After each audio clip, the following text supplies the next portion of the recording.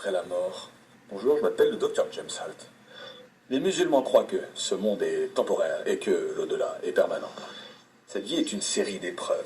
Un musulman croit qu'Allah est le donneur de vie et de mort et qu'il décide du moment où quelqu'un meurt. Dans la sourate 3 du Coran, il est dit « Nulle âme ne peut mourir sans la permission d'Allah ».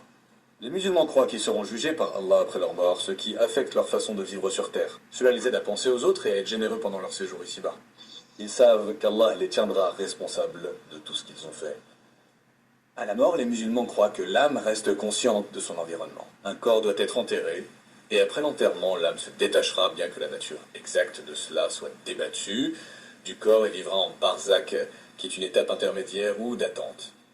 Ici, les âmes seront interrogées sur les croyances qu'elles ont eues et les actes qu'elles ont accomplis. Pendant leur séjour à barzakh et dans la tombe, ceux qui auront fait de bonnes actions vivront une expérience paradisiaque, tandis que ceux qui auront fait de mauvaises actions recevront des tourments.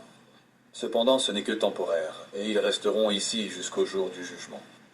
Entre Bossak et le monde se trouve un voile qui empêche les deux royaumes de se voir. Lorsque la vie est terminée, il est trop tard pour faire quoi que ce soit pour modifier le jugement d'Allah sur nous.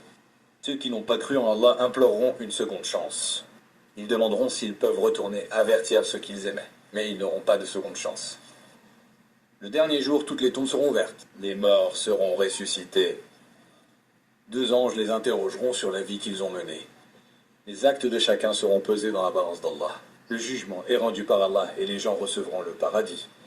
Le Coran dit « Certes, les pieux seront au milieu d'un jardin et de sources. Entrez-y en paix et en sécurité. » Et encore, il vivra dans un état de félicité dans un jardin élevé avec des grappes de fruits à sa portée.